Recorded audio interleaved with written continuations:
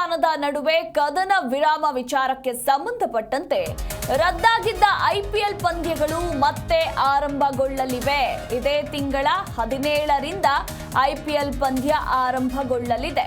ಇನ್ನು March 17ರಂದು RCB ಹಾಗೂ Kolkata match ನಡೆಯಲಿದೆ. ಸಾಕಷ್ಟು ಕುತೂಹಲ ಕೂಡ ಮೂಡಿಸಿರುವಂಥದ್ದು ಬೆಂಗಳೂರಿನ ಚಿನ್ನಸ್ವಾಮಿಯಲ್ಲಿ ನಡೆಯಲಿರೋ ಪಂದ್ಯ.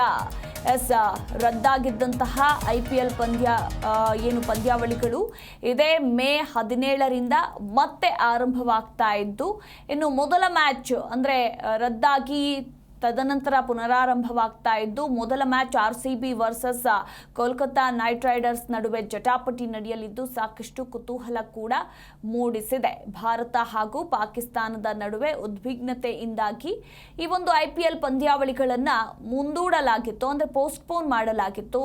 ಈಗ ಕದನ ವಿರಾಮ ಘೋಷಣೆಯಾಗಿದ್ದು ಎಲ್ಲವೂ ಕೂಡ ಸಹಜ ಸ್ಥಿತಿಯತ್ತ ಮರಳ್ತಾ ಇದೆ. ಹೀಗಾಗಿ ಮಾರ್ಚ್ 17ರಿಂದ ಮತ್ತೆ ಪುನರಾರಂಭ ಮಾಡೋದಕ್ಕೆ ಬಿಸಿಸಿಐ ತೀರ್ಮಾನವನ್ನು ತೆಗೆದುಕೊಂಡಿದ್ದು, ಇನ್ನು ಮಾರ್ಚ್ 17ರಂದು ಆರ್ಸಿಬಿ ಹಾಗೂ ಕೋಲ್ಕತ್ತಾ ಮ್ಯಾಚ್ ನಡೆಯಲಿದೆ. ಈ ಕುರಿತು ಇನ್ನೂ ಹೆಚ್ಚಿನ ಡೀಟೇಲ್ಸ್ ಕೊಡ್ತಾರೆ ನಮ್ಮ ಪ್ರತಿನಿಧಿ ಭವ್ಯ.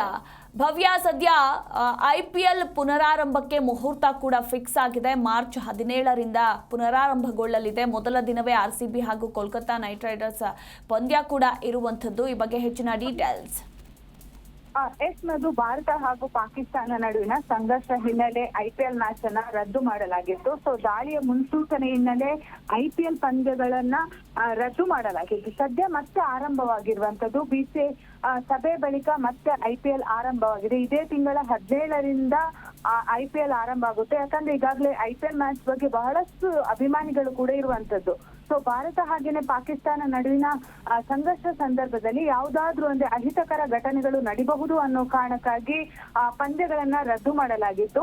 ಸೊ ಹೀಗಾಗಿ ಮಾರ್ಚ್ 17ರಂದು ಅಂದ್ರೆ ಆರ್ಸಿಬಿ ಹಾಗೇನೆ ಕೋಲ್ಕತ್ತಾ ಮುಖಾಮುಖಿ ಆಗುತ್ತೆ. ಸೊ ಬೆಂಗಳೂರಿನ ಚಿನ್ನಸ್ವಾಮಿಯಲ್ಲಿ ಈ ಪಂದ್ಯ ನಡೆಯುತ್ತೆ.